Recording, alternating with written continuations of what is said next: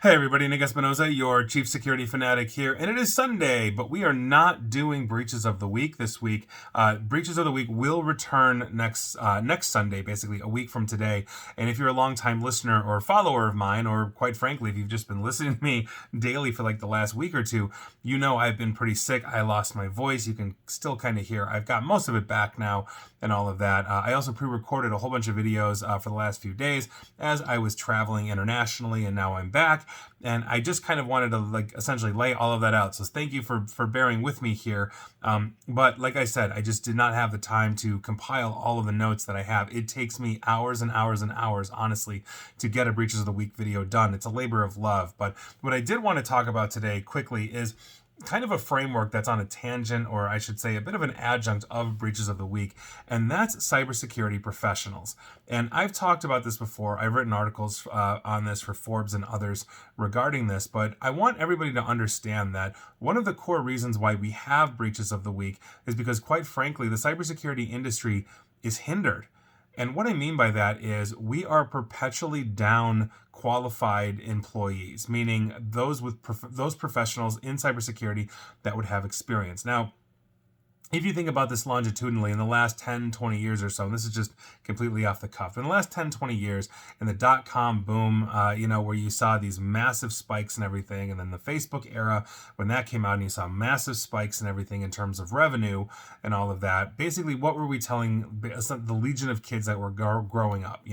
Become a programmer, come up with a concept, develop something, and then basically you can change the world. And what ended up happening is we have this complete glut of programmers absolutely everywhere. And programmers are needed. Programmers don't hate. We love you too, but there's a zillion of you. And part of the problem is you've got this mentality that says, oh, well, I'm going to invent an app that delivers dog food 10% faster and change the world.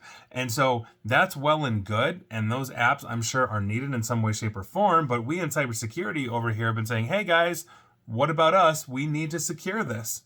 And if you look right now, what we are seeing is rising cyber threat. Whether it's cyber attacks through, you name it, phishing, ransomware, now pig butchering, there's a whole bunch of different ones. We are seeing a whole bunch of issues, but what's happening at the large organizations that are getting these breaches that I report on every week is simply this. They're understaffed. They don't have qualified people oftentimes. And so you have chief information security officers, meaning those that have risen in through the ranks in the last 20 plus years, alongside me as I, started in cybersecurity in the 90s. I swear to God, I'm dating myself, but that's the truth, and so by virtue of that, we have a very serious problem because they're not getting the budgets, because a lot of organizations don't understand their risk, or they're simply saying, well, it's, IT and cybersecurity, two different things, are this giant flaming pit and we're just shoveling money into it, but we really are not seeing a return on our investment, not really understanding this.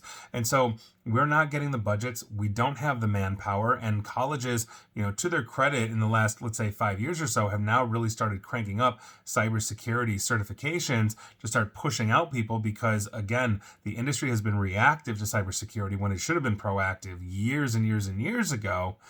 And so what's happening is CISOs, quite frankly, Chief Information Security Officers, are taking less responsibility. Well, I told you. I sent you emails and memos. I needed people. I needed resources. I needed money. And so when the data breach happens, can't say I didn't tell you. On top of that, we have reporting that I talked about, in my last article that I talked about this for Forbes, which was the last one I wrote about on for this, was essentially that 1/3 of all cybersecurity professionals, essentially that have the 10 plus, 20 plus years experience, are quitting. They're burning out. Rather go open a puppy daycare than have to deal with, the corporate structure of not getting what they need and then seeing the world fall down around them when, quite frankly, the hackers get through because there are gaps in security and they can't keep up.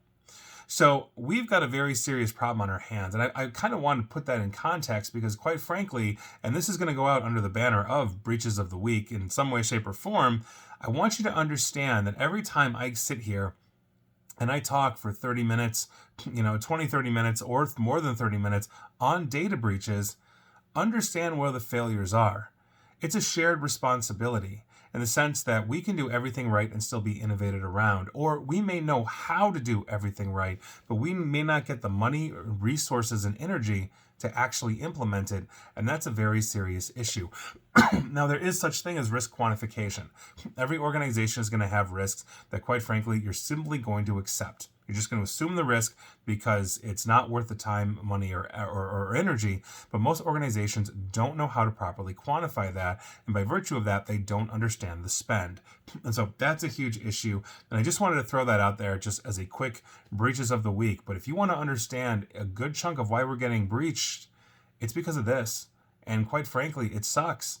And I advise CISOs all over the world. That's my day job, for the record. And I hear the same thing universally. I can't find people that are qualified. I can't get budgets that I need.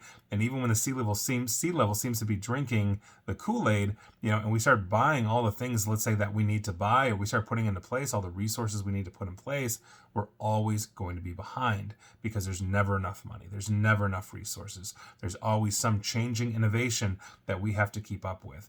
And these are the things I think that we're going to have a longitudinal issue with overarchingly. So I say that to say that even though I'm not doing breaches of the week, this Sunday, just given travel, and obviously you can still hear it in my voice, breaches of the week will continue, and it will continue to be a labor of love. And I predict it'll continue to get longer as it has over the years. And it's just where we're at. So take that for what it's worth, and thanks for hearing me out, but I just wanted to put that out there. And please like, share, follow me here on Facebook and Twitter, NickAESP, where, as I mentioned, breaches will resume next week. Same on YouTube, where I hope you subscribe. And as always, stay safe, stay online. Please attempt to stay private. And if you have a cybersecurity professional in your life, buy them a beer. Quite frankly, they need it. Take care.